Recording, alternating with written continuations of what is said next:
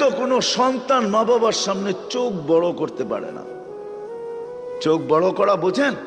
ওয়াসাইনাল ইনসানা বিওয়ালিদাইহি ইহসানা, আল্লাহর চিৎকার, কোরআনের চিৎকার। মা বাবার সাথে সদয় ব্যবহার করো।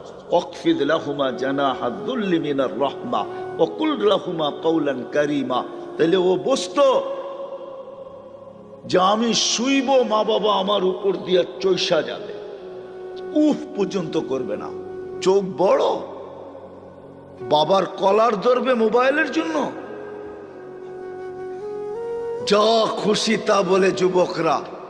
মা বাবা মোবাইল দিতে পারে না, অ্যান্ড্রয়েড সেট দিতে পারে না, নতুন ব্র্যান্ডের বাহির হয়েছে, দিতে পারে না, টাকা দেয় নাই, দিতে দেরি করতেছে, যা খুশি তা বলতেছে।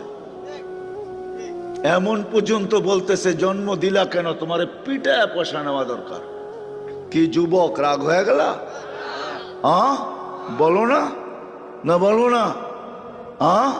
তুমি জানো পেটে রেখে কি কষ্ট করছে? জানো? হিমালয় উঠানো এর চেয়ে সহজ।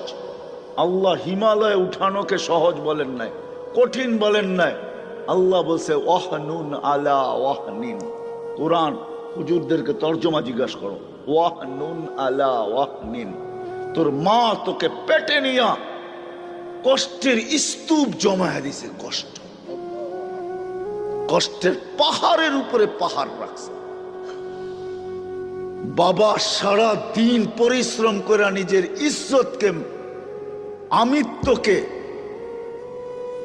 নিজের ব্যক্তিত্বকে জমিনের সাথে মিশায়া দিয়া, হায় ঢাকা শহর কেন, এই গ্রামের বাইকালো মাঝে মাঝে থাপ্পড় খায়া বাড়িতে ফিরে।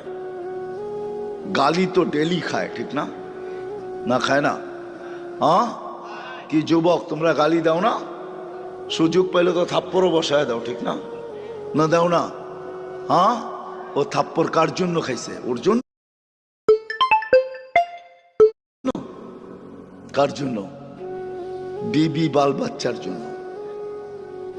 তারপরের দিনও বাইক নিয়ে বেরিয়েছে, অটো নিয়ে বেরিয়েছে। যদি ওরা জিগে, কালকে তো দেখলাম থাপ্পড় খাইতে।